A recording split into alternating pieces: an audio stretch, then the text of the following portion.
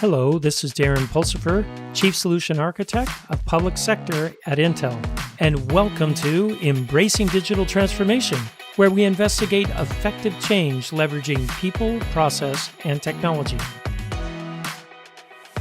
On today's episode, we're going to talk about the illogical obsession with logic with founder and CEO Andrew Padilla of Datacequia. Hey, Darren, nice to be here. Hey, Andrew, welcome.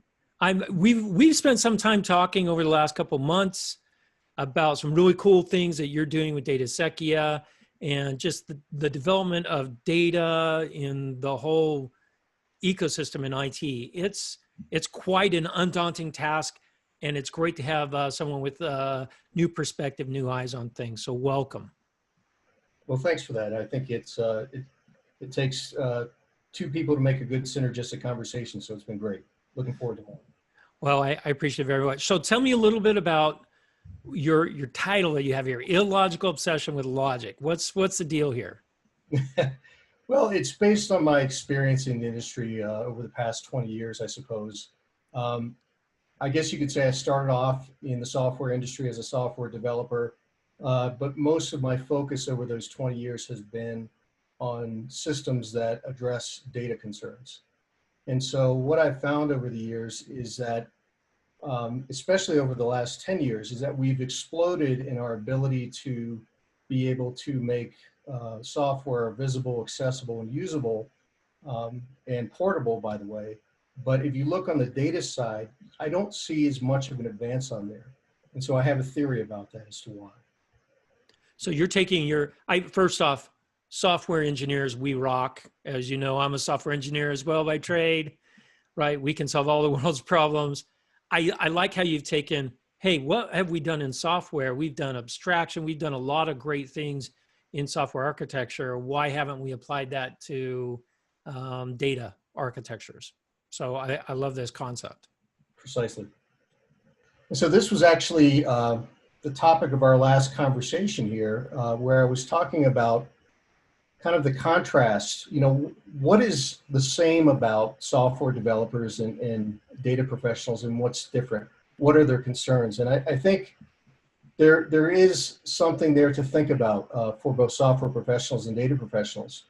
On the software engineer side, we're mostly concerned about the business logic, and information hiding is a major concern. Ever since object-oriented programming became a thing, information hiding has been a big thing. And so an extension of that would be, have consistent interfaces. And there's good reasons to do so, because if you have a consistent interface, you're hiding the details. And so as software evolves, and it inevitably does, you're shielding yourself from those changes that occur.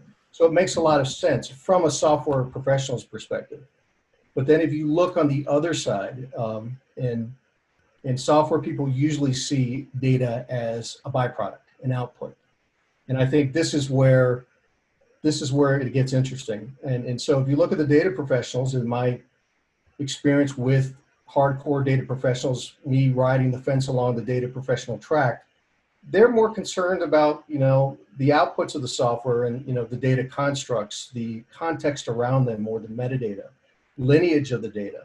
And so if you look at lineage as an example, lineage is nothing more than, in certain cases, than a construct that evolves over time. And that's something software people try to hide. But certainly the data folks want to know these things. They want to know how things change over time, because it gives you added perspective. It gives context, and that's important to them.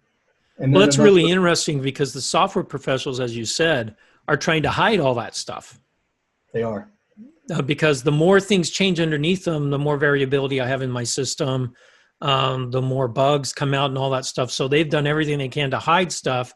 And the data engineers are like, no, I need that stuff. Give it to me. So they're diametrically opposed in a lot of respects. They really are. And I think that this is where I think we could grow as an overall industry in the infrastructure if we treat the development of data and metadata as its own discipline in its own respects, right? So not in the context of how we do software, but more in its own right. What are the concerns of data? What are the concerns of metadata? And then how do we build a composable infrastructure likewise or in a similar manner that we do for software, but not within a software context per se. Okay, go in a little bit more on this because this is a new concept, so it might be a little hard to understand. So what do you mean by that? So, for instance, let's take an example of how we're dealing with the metadata issue today in the enterprise. And it's very popular today. We have these centralized metadata management systems, right? And the idea is that we want to know where all our data is, all the W's, the who, the where, the why, the how. And it's very much, if you think about it, it's a very much a software way to do things. You want to be able to capture what people are doing in the different systems and push it into a centralized system. I think though, if you let data be able to grow in its own right versus software, we would adopt what software developers do, but in a data context. And I'll try to explain what I mean by that. So as a software developer, when I am developing my software project, even if I'm in a large team or a small team, it doesn't really matter. It's really a personal endeavor, right? I'm developing that code based on my own experiences and what I've done in the past. And there may be some requirements related to that, but it's personal. Once I start contributing or commit to a greater whole, then it becomes a different animal, of course. But what we're asking the data and the data curators and the data folks to do is to be able to take their knowledge, their subject matter expertise about relationships of data, and push them all into a synchronized and centralized repository instead of allowing them to make their efforts a personal matter that then can be built upon into larger projects like we do with software. And I talk about this a little bit, or I will talk about this a little bit in the next slide. But essentially allow data developers to develop like we do in software because they're highly interrelated, in my opinion, and allow them to be able to build and curate as a private endeavor, but then be able to share those curations with others and thus building a larger ecosystem. So this reminds me of the major shift in configuration management in the 1990s and 2000s from a centralized, everyone checked everything into one place into more distributed, like what we have with GitHub and with some of the more modern configuration management and even processes around this. Everyone used to write big monolithic programs. Now everything is more compartmentalized and sharing happens more easily and more fluidly. So you're thinking the same concept for data as well. Right. And I think that they both share the same levels of composition, the same equivalence, but we haven't necessarily had a plan for data to develop it in its own right. We're really doing it in the context of software, and I think that's the mistake.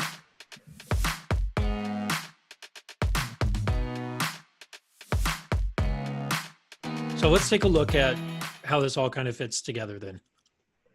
Sure. And so this is what I was referring to. If we kind of step back and look at what is it that composes the software that we have today, and then look at the equivalent side on the data end. If you start on the very bottom, both data and software are almost identical. They share the same primitives, at least in the digital world, right? You have your same primitives that are there. And then as you move up the chain or up the stack, they have high ties or strong relationships between the two. We have algorithms on the software side. We have data structures that the algorithms operate on, schemas that define those data structures, and moving up the composability chain. Then we have libraries that are a collection of algorithms. On the data side, we can compose ontologies that are a collection of concepts or that could be represented as structures, et cetera. And then the relationships in between them. So that's another packaging of data. And then on the runtime side, for both sides, we have applications that we deploy, and on in the same manner, we have pipelines in the data world, which is essentially another form of a control flow. So we have control flows in applications, and likewise we have for data as well. And at the very top, I think this is where it gets interesting, because we need both these sides in order to make sense of the digital world that we've composed. And the digital knowledge that we have out there is highly dependent on both of these. But my argument is that we have the infrastructure, the machinery, as you mentioned earlier, to really build out, in the tooling, to build out the software side and deploy it and make it visible, accessible, usable. But for data, we don't really have anything, per se. We have some things, but we don't think of it in the same way. No, we think of it as the old way, right? Where it's a big monolithic thing, right? Correct. I build it once and I use it. I've been talking to a lot of our customers. They have data scientists in-house. They've done some really great analytics and AI and learning from their data, and they do it in a silo and they do it once and then they're done. And then they're like, well, we got valuable information out of there, but it took a year. So they don't have this repeatable mechanism, right? And I love how you kind of draw the parallels between, hey, here are the primitives on software development. Look, we got the same things on the data side. Let's use similar techniques or processes to do this. And I love how you tied the data and the app together to give us real true knowledge at the top. I think that's a beautiful way of tying this all together in a nice, easy to understand package.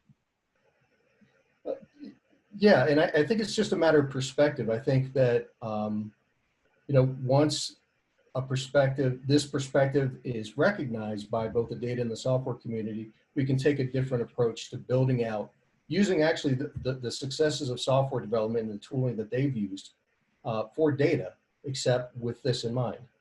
So instead of applying the personal experiences and prejudices of software, where we're always thinking about, how can we fit this into an algorithm? How can we do this? Then let's look at how data operates, how it's similar, but it has its own concerns.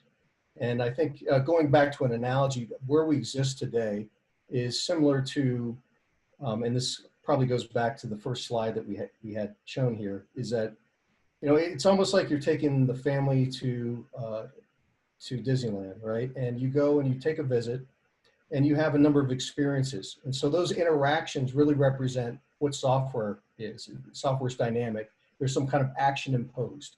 And so those interactions create experiences, and I would draw that towards the data side of things. But imagine in the real world, if you had to check that experience at the door, and when you went home, you knew nothing about it. And I think that's the problem that we have. Every time that we go to a different system, a different ecosystem, it could be a single server, or it could be an enterprise. We reinvent the world, we create a new world for ourselves, and we are unaware of the other worlds, and we have to leave it at the door. And I think if we were able to share the experience or take the experience with us, we'd find we'd have a much more vibrant knowledge infrastructure, essentially. Well, I love your analogy of Disneyland, because I know I've been to Disneyland with, my kids over the decades, and we're a pro at it now. We hardly stand in line anymore, right? Because we know where to go at what time of the day, Right. and we know the app to bring up. So all that experience that we've had by going, it makes our experience now when we go now even better, right? So I love how you draw those together. Without the data and the experience of working with the data in conjunction with the application, it's almost like we're starting from scratch every time. It is. And with it, that means we can move more rapidly and get better experience, right? Better data, better knowledge out of the data that we're combining with the application itself. Yep. And it's a snowball effect. And if you look at many of the problems, my background, the vertical I was primarily in was healthcare. So you can imagine all the problems that we talk about there. And, it's interesting because my healthcare integration counterparts, they essentially would go into the business and have to learn all this experience from scratch, and then create an integration. And then 2 years later, somebody else may have to do it again. So there is an amnesia that's going on all the time. And it's not just in healthcare, it's everywhere. You know, Yeah. why do we have so many notions of a person in terms of modeling? You know, Yeah, that is so true. yeah, why? And that may be okay because context matters, but why can't we see the different variants of a person and then be able to map? I think that's what we were talking about, this idea from ThoughtWorks about the data mesh. You know, they're saying in the DDD paradigm, it's okay to have these slightly different notions of the same concept. It's a mapping operation, right? So if you're Right. aware of them, it's okay to have more than one, but to be able to have the mapping amongst 1, 2, 3, or 10, then you're better off because you have the relationships there and you can move forward with any different types of use cases that you like, so long as you have the visibility of that, which we don't. Right. I think this is really, I love the analogy or the use case of just a person definition. We know right now there's a big, huge effort at the VA for consolidating all the different electronic health records into one system. The VA is one of the largest health care organizations in the world, and they have several different systems that a person or a patient means something different in each one. This Yeah. is amazing to me, right? Because they're all using the same underlying system. But I love your idea of the mapping is where things could change, right? But having that common, we go back to, hey, everything needs to be A, and people want, well, I have B, C, and D over here. Why not somehow use the same concepts that we do in software development to get reusability? I think it's a great concept here. Yeah. And you were mentioning earlier, I think in one of our conversations that, you know, we've really achieved how to operationalize effectively logic, right? We're doing that with Kubernetes now, microservices. But it's funny because one of the big gaps still in Kubernetes today is it doesn't address data, and nor should it. But there's a wide gaping hole because there is no equivalent to a Kubernetes for data, right? Really, there's a stopgap measure. I mean, there's, you know, people typically now say, okay, S3 is the answer, but it's not really the answer. S3 just is a bucket, right? It's a Right. bucket of stuff, and we can do better than that, right? Because yeah, in fact I talked to one of the founders of Kubernetes and I asked him specifically about the data management side of this, and he goes, "Man, we're not going to do it. It's too difficult, outside of our scope." Which, you know what? I appreciated him for saying that, because if they tackled this as well as container management and service orchestration, that would have been a tough nut to crack, all of it at once. So, but no one else has really addressed it in the same manner. So, hey, there's a great idea for someone that has, you know, some capital, a great startup idea. Go chase that, because that's a big need across all industries.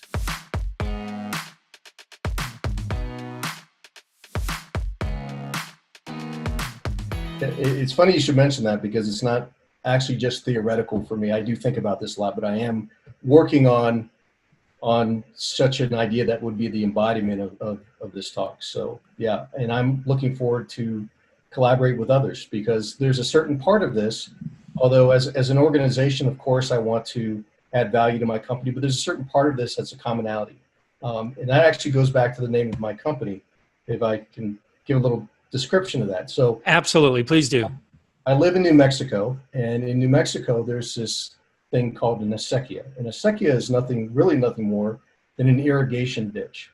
And so many years ago, when they tried to make the lands fertile in New Mexico, because obviously it's very arid, they, out of necessity, they had to collaborate in this oldest form of commons, at least in New Mexico, on these irrigation ditches in terms of being able to manage them, to be able to clean them, etc. So you could think of it as curation.